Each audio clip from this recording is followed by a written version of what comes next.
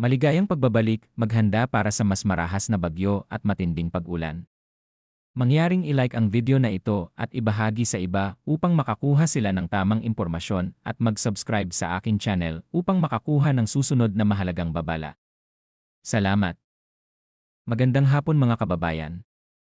Narito ang inyong weather forecast para ngayong gabi at bukas, Marso 4 hanggang Marso 5, 2026. Patuloy na nakakaapekto ang northeast monsoon sa extreme northern Luzon habang ang easterlies naman ang umiiral sa nalalabing bahagi ng bansa. Dahil dito, may ilang lugar na makakaranas ng mas maulap na kalangitan at mas mataas na tsansa ng pag-ulan lalo na sa silangang Mindanao. Para sa Caraga, Davao de Oro at Davao Oriental, asahan ang maulap na kalangitan na may kalat-kalat na pag-ulan at thunderstorms ngayong gabi at magpapatuloy pa bukas.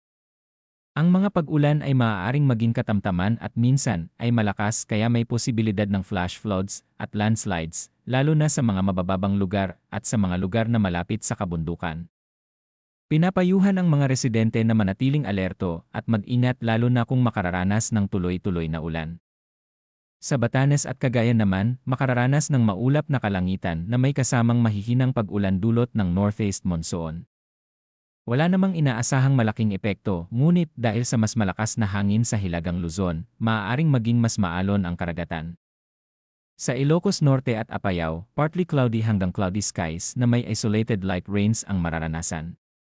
Sa ngayon, wala ring inaasahang significant impact sa mga lugar na ito. Sa Metro Manila at sa nalalabing bahagi ng bansa, asahan ang bahagyang maulap hanggang maulap na kalangitan na may isolated rain showers o thunderstorms. Karaniwan itong nabubuo sa hapon o gabi kaya bukas ng hapon maging handa sa posibilidad ng biglaang malakas na ulan, pagkulog at pagkidlat. Kapag naging malakas ang thunderstorm, maaaring magdulot ito ng pansamantalang pagbaha sa mga mabababang lugar. Pagdating sa hangin at kondisyon ng dagat, sa Northern Luzon katamtaman hanggang malakas ang hangin mula northeast hanggang east at ang taas ng alon ay mula 1.5 hanggang 3.1 metro. Pinapayuhan ang maliliit na sasakyang pandagat na mag-ingat sa paglalayad. Sa nalalabing bahagi ng bansa, mahina hanggang katamtaman ang hangin mula northeast at bahagya hanggang katamtaman ang alon sa mga baybayin. Gayunpaman, kapag may thunderstorm maaaring pansamantalang lumakas ang hangin at umalon ang dagat.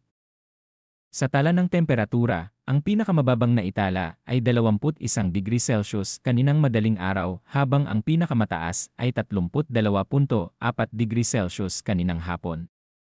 Ibig sabihin mainit pa rin sa tanghali ngunit medyo presko sa madaling araw at umaga. Ang minimum relative humidity ay 49% habang ang maximum ay 70%. Kapag mataas ang humidity, mas maalinsangan ang pakiramdam lalo na sa gabi at madaling araw. Para sa astronomical information sa Metro Manila, sisikat ang araw bukas ng alas 6:11 ng umaga at lulubog ngayong alas 6:05 ng hapon. Ang buwan ay sisikat bukas ng alas 7:39 ng gabi at lulubog ng alas 7:07 ng umaga na may 75% illumination, kaya maliwanag pa rin ang kalangitan kung hindi ito matatakpan ng makakapal na ulap.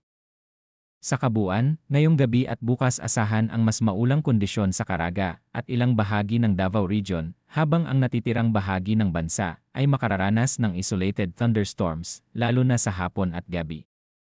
Manatiling updated sa mga susunod na advisories at mag-ingat lalo na sa mga lugar na madaling bahain o gumuho ang lupa. Magandang gabi at ingat po tayong lahat.